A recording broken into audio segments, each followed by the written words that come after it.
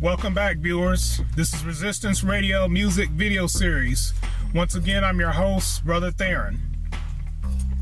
The first thing I want to do is thank all of my fans, followers, subscribers, those of you that have been tuning into the videos continuously, following along with me, paying attention, subscribing to my channel, liking the videos. I appreciate each and every one of you. Thank you to all my fans, all of my followers, all my subscribers. I appreciate you. Hopefully we'll continue to get more videos done so you'll have more of them to enjoy. We're going to continue with the various topic series. This time we're going to go over experience versus perception. Experience versus perception. Before I start, I want to let you all know I am not a motivational speaker. I'm not a self-help guru. I'm simply a teacher and a student. I'm a teacher because I share everything that I learn that you can benefit and grow from it. And I'm still a student because I can still benefit and grow from what others teach and what others share with me. We're going to talk about experiences and perception.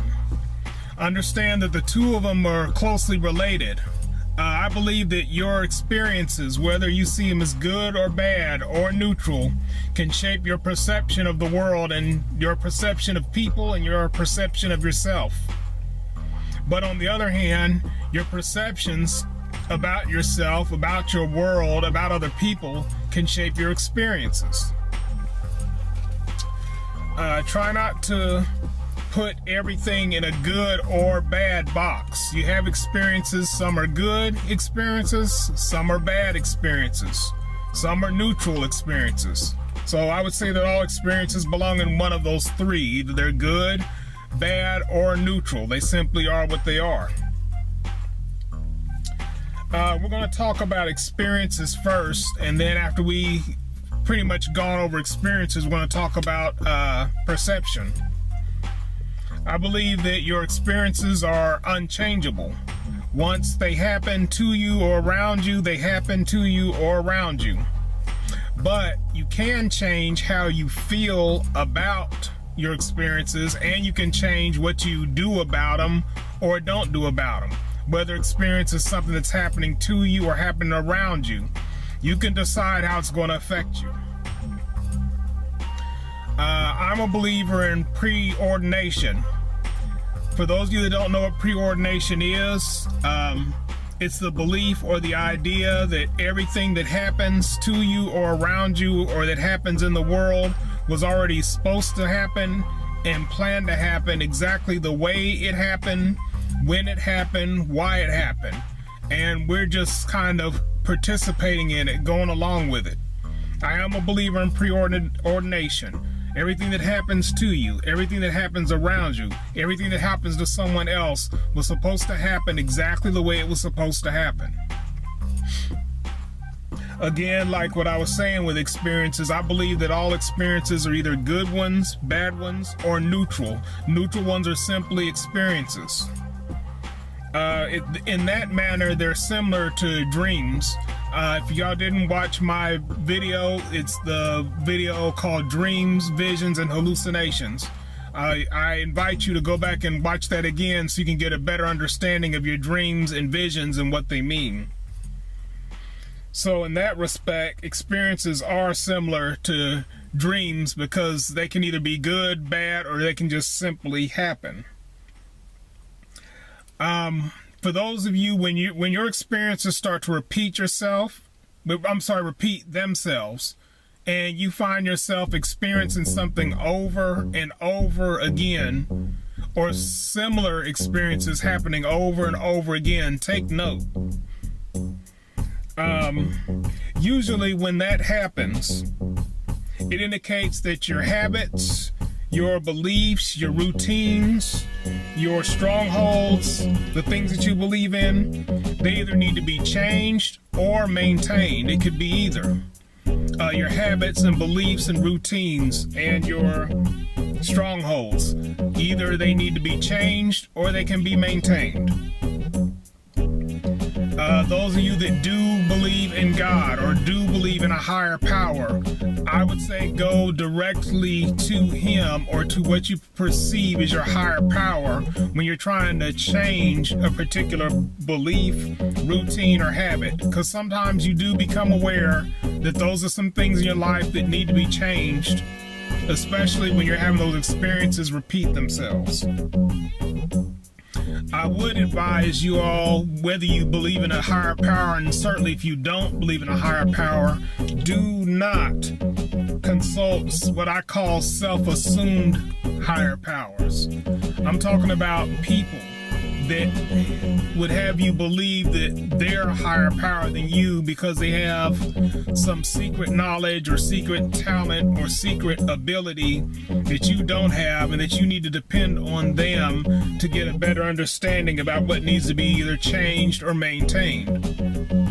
When I talk about those self-assumed power, I'm talking about politicians, seers, fortune tellers, palm readers, pastors, courts, agencies, self-help gurus, witches. That's why I said I'm not a self-help guru.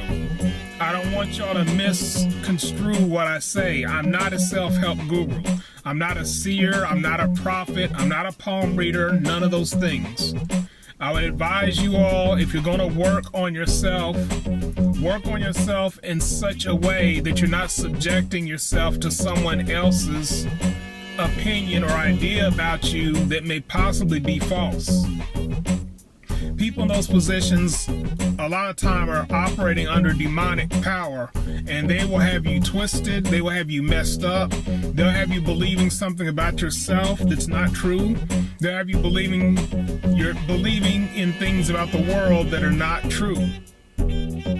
If you feel like your behavior, routines, habits, strongholds need to be changed, go to the higher power of the Bible. Why'd I say to go with the higher power of the Bible? I'm talking about the creator of all things. So if you go to the creator of all things, obviously the creator of all things knows you well enough to know what needs to be changed, what needs to be maintained. Don't go to people who have appointed themselves as some type of prophet, witch, seer, whatever you want to call it. I would advise you not to put yourself under a person like that. What I just said only applies to those who can't empower themselves without help. You should know yourself well enough to know whether you can empower yourself without the help of someone else. And if you're one of those people that can't empower yourself without the help of someone else, you certainly need to get the help from the person that created you. If all else fails, I would say go to your parents, the people that raised you. They can tell you more about you than some palm reader or crystal ball reader or whatever you want to call it.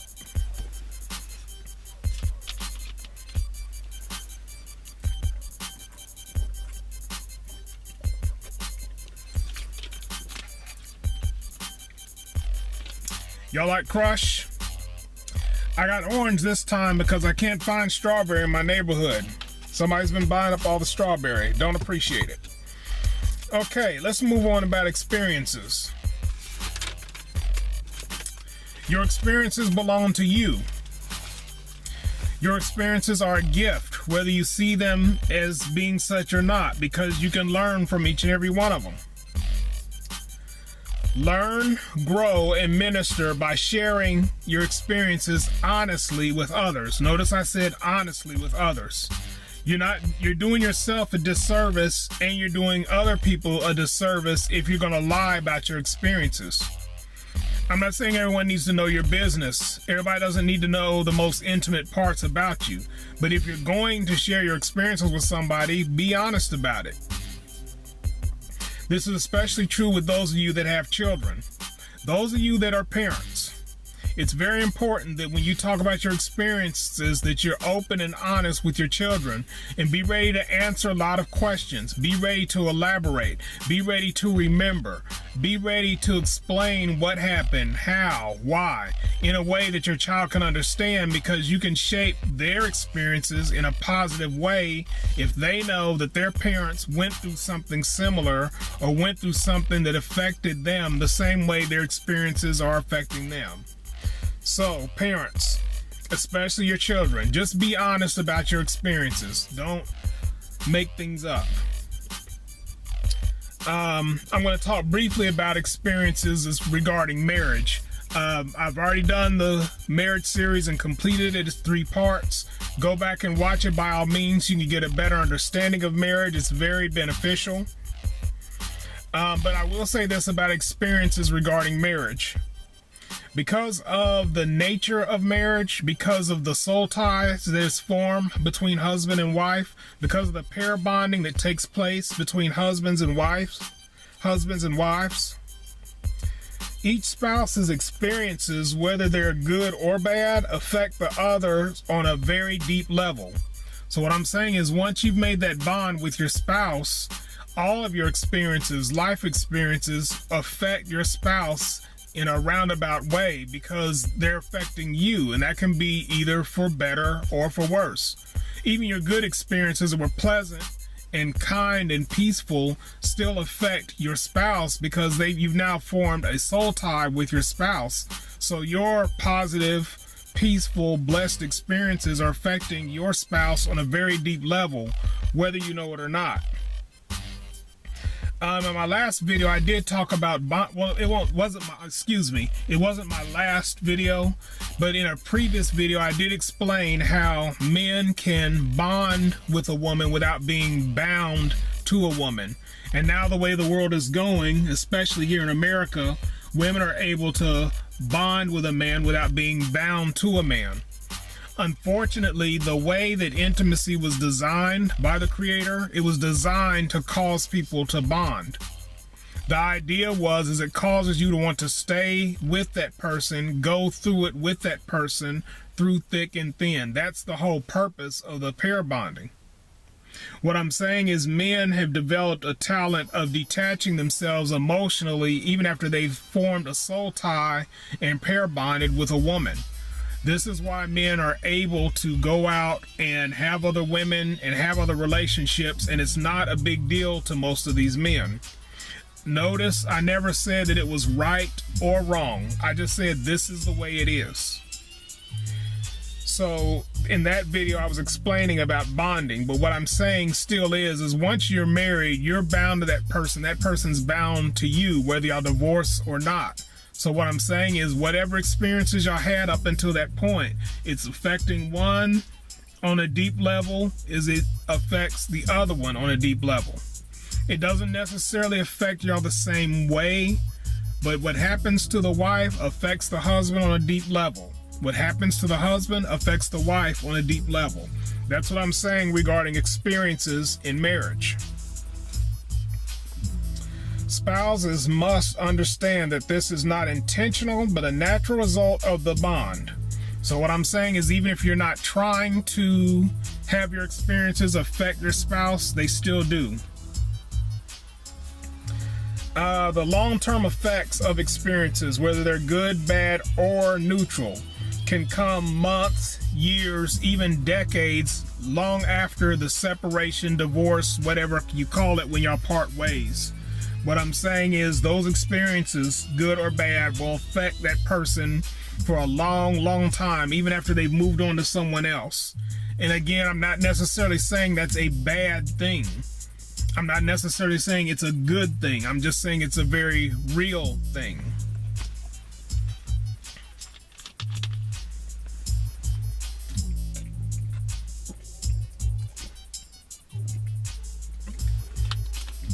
So, in a relationship, it should be the goal, especially in a marriage, to make the entire experience as pleasant as possible. I'm not saying it's always going to be pleasant. It's not. I can't promise you that. Whatever the experiences are, you make them as memorable and as special and as pleasant as possible. The long-term effects come months, years, decades after a breakup or divorce. This is especially true in women because women view and handle and have experiences in a different manner than men do. They were designed that way. A lot of times experiences, again, whether it's good, bad, or neutral, have more of an impact on a woman because of the soft nature of a woman. And again, I'm not saying it's good or bad. I'm just saying this is the way it is. Excuse me. It is unhealthy to focus on the why of your experience. And to give y'all a personal story, that's kind of the problem I've had most of my life. I've had this very deep need to understand why things happen. I have a mind that's similar to a scientist or similar to an artist. I want to understand things, even those things that cannot be understood. This has got me into trouble in relationships because I've always tried to figure out the why. A lot of times there's no answer. A lot of times, even if I pray and fast and worship the Lord, I don't get an answer to the why. So what I'm saying is to help you all focus on what the experience is and build on that. If you get caught up too much in the why, it will drive you crazy. Things just happen. Remember, everything is preordained. Everything, even it being cloudy today, the day of the week, the birds, everything is preordained. Everything happens exactly the way it's supposed to happen. If you get caught up in the why, you'll lose sight of the experience. You'll start to detach from life and the meaning of life when you get too caught up in why things happen. Whether you understand why things happen or not, you have to accept that they do happen, and you have to build on the what. Whatever the experience is, whatever it is for you, whatever it is for the people around you, build on that. Why can break you down mentally.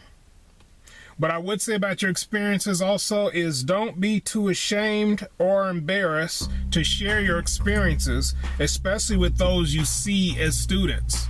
So what I mean by that is if you're surrounded by different people, your colleagues, and you tend to be the leader or the teacher or the more experienced person, that's the best time to share your knowledge and experiences with other people. They can draw from that. They can benefit from that. They can grow from that. Or even if you're in a circle where you're not the leader, you're not the most experienced person, you're not at the head, you're not at the forefront, you can still contribute. If you and that group of people are trying to build anything, a club, a membership, friendship, whatever you want to call it, everybody can contribute. Everybody needs to contribute. Even if you're that quiet, late in the cut one. They need your experiences. They need your point of view. They need to hear about what you either went through or what you're going through, or how what you went through or what you experienced can help. So what I'm saying is don't be afraid or ashamed or embarrassed about your experiences, good, bad, or neutral.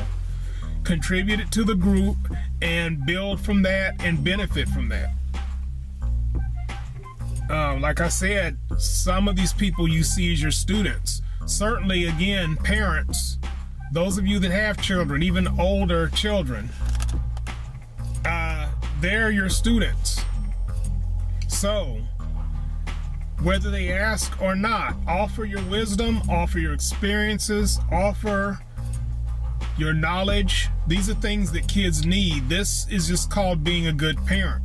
I'm not saying you have to nag them. I'm not saying you have to hover over them. And the same with your friends. You don't necessarily have to nag and hover over and pester them all the time. But if there's something you can offer, do it by all means. It's for their benefit and yours.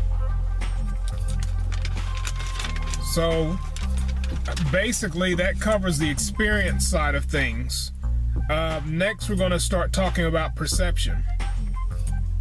Perception being different. I mean, of course, everybody has their own point of view. Everybody sees the world through a certain set of lenses. we have to develop the ability to see the world through other sets of lenses. That's the only way you're going to really learn or grow. You have to be objective. Being objective was something that I had to learn over time. I didn't just start out being. I used to be very narrow-minded. Even though I wanted to learn things and understand things, I was very narrow-minded as far as other people's perception of things. So that's why I'm saying it's subject to change based on your senses. As I was saying, perception's based on your senses, and it's also based on your mental acuity. I think it's fair to say that a person's religious beliefs, if they have any, and people's upbringing can either shape or distort their perception, their point of view. So a lot of it does have to do with your religious upbringing. It has a lot to do with, if you had personal beliefs, if any, and when I say it can either shape or distort, again, that can be good or bad.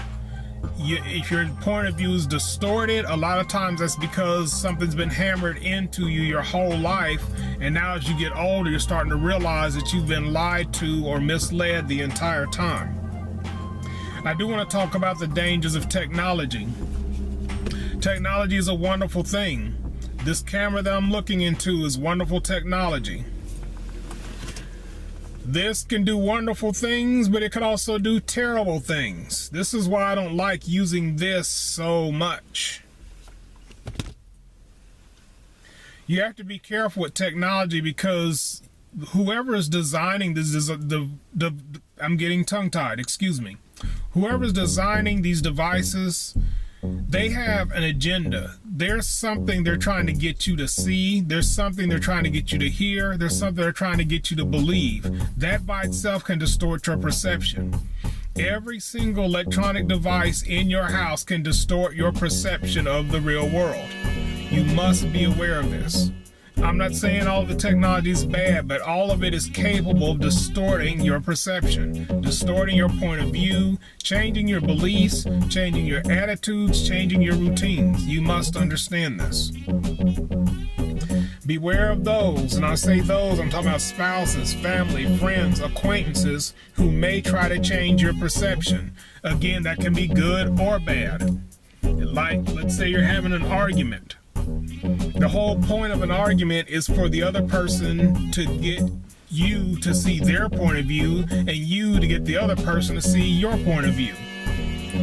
This can be a problem with family members and friends because you care about them, and a lot of times we want them to see the world the way we see it.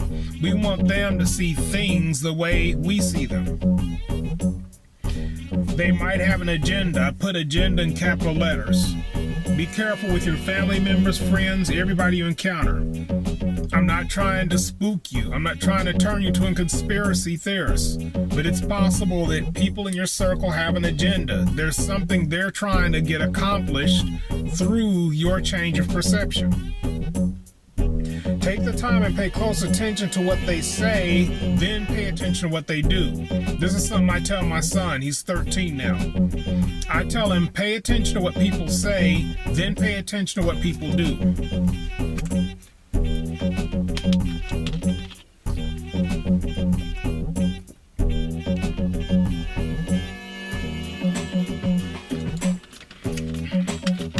If they'd had strawberry, I probably would have guzzled the whole bottle by now. All right, moving on. If no agenda is present, and let's say they don't have an agenda, evaluate and then reevaluate your information versus the information available. What does that mean? Let's say you're a history student and you've been studying European history all this time. Evaluate all your information about European history versus what information about European history is available. Don't sit here and just believe that you know it all and you got it all figured out. There may not be an agenda. Now with history, I would argue that there is an agenda to keep history hidden from us. But in the age of information, take the information you have regarding it and compare it to the information that's available, that's already out there. Humble yourself and be ready to learn new things. Western society especially, America has gone to great lengths to alter or change the perception of all of its citizens for worse, including one's perception of themselves. This is a new concept. This is something that came along with Western society, that they feel like you have to change your perception about yourself. You're supposed to know you better than just about anyone. So why do you need someone to come and tell you who or what you are or how you should perceive yourself, when you should already know who or what you are and how you should perceive yourself? Don't let anyone in any position of authority tell you to change your perception of yourself. This should be a no-brainer, but we've got young people that are caught up in this. This is what's part of what's wrong with the younger generation. I'm talking about this group that's under 25, 30 years old. They have this idea that someone has to tell them what to wear, tell them how to dress, tell them what to color their hair, tell them who they should be, tell them what gender they're supposed to be, as if they can't figure this out on their own. I don't understand it. I'm not going to try to understand it. You can call me an old man, whatever you want to call me. I'm not going to try to understand something that foolish that doesn't make sense. It's too much work. Moving on with perception. Your perception belongs to you, not somebody else. But it can be contaminated by too much false information or stimulus. A lot of times it won't be information at all. It'll just be an event or something happens, and the idea is to stimulate you to have a twisted or distorted perception of yourself. Because once you have a distorted perception of yourself, you're going to have a distorted perception about everything around you and everything else. Be mindful of your own fears, prejudices, public opinion, and theory. Once again, be mindful of your own fears, prejudices, public opinion, and theories. Stop believing the news. They lie. Read for yourself. I say it in almost every video. Go to a library, get an actual book with actual pages, and read. Develop the talent of reading people and detecting lies. This was something that I got to be really good at after I divorced the first time, and then when I started working in corrections, because they train you to pay close attention to the inmates, their behavior, their words, their actions, their gestures, facial expressions, voice inflection, all of that. The purpose is to detect when someone is lying. Now, I'm not saying that I've perfected the skill where I'm just 100% on it, but I'm pretty good at telling when someone is lying because I'm a listener. When people are talking, I'm making eye contact. I'm listening to what they're saying. I'm watching their hands. I'm watching their eyes. I'm watching their breath control. I'm paying attention. Develop the talent of reading people and detecting lies. Since lies are told to alter one's perception of someone or something, most people, when they lie to you and they're very aware they're lying to you, the whole purpose of it, in most cases, is to get you to have a different perception about them or a situation or circumstances that are surrounding you. That's usually the main purpose of lying. I've been with the type of woman that was a pathological liar. I'm just going to be honest with you. And she was very good at it. And the reason she was so good at it is because she would use different tactics to distract me from what she was saying. And what happens is those tactics will cause you to change your perception about that person. In my case, my perception of her. So I had the perception of her being an honest person, even though she was a very dishonest person. So perception is everything. You are responsible for your own reality once you learn the truth of the matter. Anytime you learn the truth about anything, you're responsible for it. You're responsible for how you act on that truth. You're responsible for what happens to you because you acted on that truth or you didn't. Society's going to call you a racist, a sexist, a rebel, politically incorrect, or a terrorist for knowing, living, and spreading the truth. Let me say that again. Pay attention.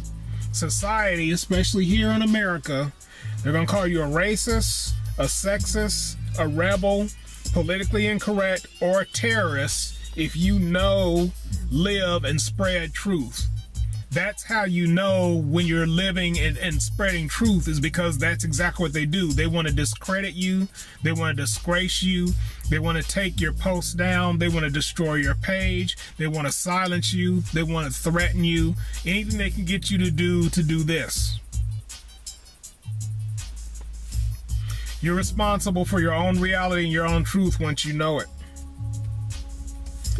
Accepting those labels, sexist, racist, rebel, politically incorrect, whatever, from them itself changes your perception for the worse. So when someone labels you those things, calls you those things, accuse you of being those things, if you accept that and you don't say anything by it, that by itself changes your perception. You have to understand, this is high-level satanic witchcraft going on. This is why I hate the powers that be that are over America and over American society, because it's witchcraft, it's mind control. This is the same thing that goes on in church. When that pastor is speaking and hooping and hollering, he's making you see something that's not there. He's making you believe something that's not 100% true. He's basically saying something that he doesn't believe in himself, but he wants you to believe in it, because he's taking something that's written down and in plain English and twisting it so you can change your perception of it. So if you accept those labels, if you accept being called a terrorist, a sexist, a racist, politically incorrect, whatever they want to call you, if you accept that, you've already changed your perception of yourself and your perception of the people that are presiding over what's going on. What I would advise you to do is stand your ground. And if you have to, raise a fist when you stand your ground. Go against the grain. Go against what they're saying about you. Go against what they think about you without actually knowing you.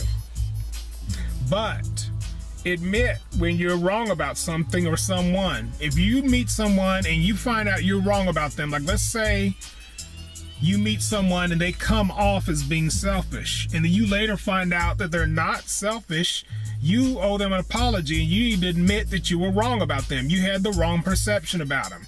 So if you have the wrong perception about a person or a thing, own up to it and then accept it, and then move on with your correct perception of that person or that thing. Then change your perception to fit. Change your perception from all. I'm getting tongue-tied. All I'm saying is change your perception from how it was. If you're wrong about someone, wrong about something, own up to it.